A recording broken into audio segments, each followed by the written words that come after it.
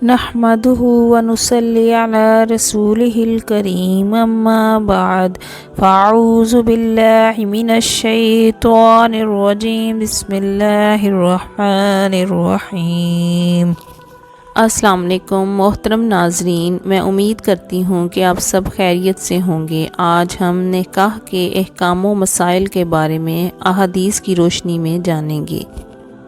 عراق بن مالک نے حضرت ابو ہریرہ رضی اللہ عنہ سے روایت کی کہ رسول اللہ صلی اللہ علیہ وآلہ وسلم نے 4 عورتوں کے بارے میں منع فرمایا کہ ان کو نکاح میں باہم جمع کیا جائے۔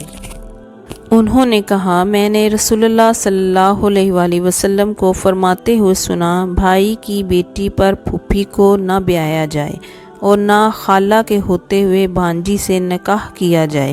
اصل مقصود یہی ہے کہ یہ اکٹھی ایک شخص کے نکاح میں نہ آئیں۔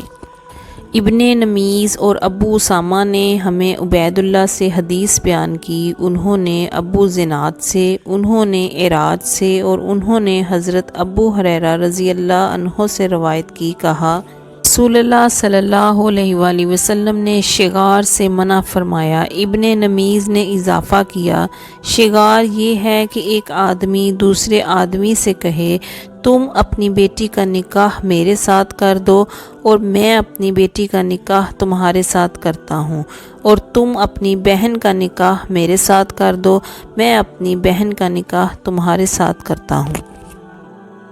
ہشام نے یحییٰ بن ابی کثیر سے حدیث بیان کی، کہا ہمیں ابو سلمہ نے حدیث بیان کی، کہا ہمیں حضرت ابو ہریرہ رضی اللہ عنہ نے حدیث بیان کی کہ رسول اللہ صلی اللہ علیہ وآلہ وسلم نے فرمایا، جس عورت کا خاوند نہ رہا ہو اس کا نکاح اس وقت تک نہ کیا جائے حتیٰ کہ اس سے پوچھ لیا جائے،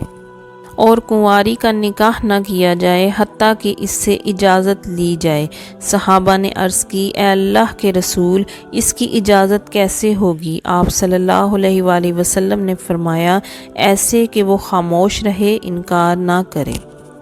ابو اسامہ نے ہمیں ہشام سے حدیث بیان کی، انہوں نے اپنے والد عروہ بن زبیر سے اور انہوں نے حضرت عائشہ رضی اللہ عنہ سے روایت کی کہ رسول اللہ صلی اللہ علیہ وآلہ وسلم سے اس عورت کے بارے میں سوال کیا گیا جس سے کوئی آدمی نکاح کرے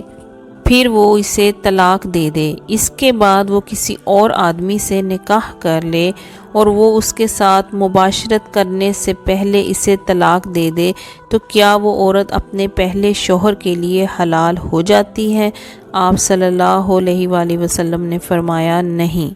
حتیٰ کہ وہ دوسرا خاوند اس کی لذت چکھ لے۔ عبد الرحمن بن سعد نے حدیث بیان کی، کہا میں نے حضرت ابو سعید خدری رضی اللہ عنہ سے سنا، وہ کہہ رہے تھے رسول اللہ صلی اللہ علیہ وآلہ وسلم نے فرمایا، قیامت کے دن اللہ کے ہاں لوگوں میں مرتبے کے اعتبار سے بدترین وہ آدمی ہوگا جو اپنی بیوی کے پاس خلوت میں جاتا ہے اور وہ اس کے پاس خلوت میں آتی ہے، پھر وہ آدمی اس کا راز افشا کر دیتا ہے۔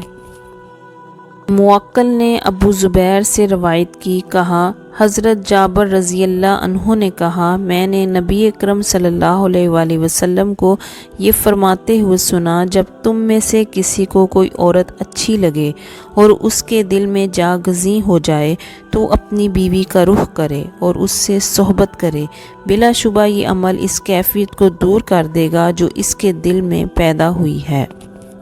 ثابت نے حضرت انس بن مالک رضی اللہ عنہ سے روایت کی کہ نبی اکرم صلی اللہ علیہ وآلہ وسلم نے حضرت عبد الرحمن بن عوف رضی اللہ عنہ کے لباس پر زردہ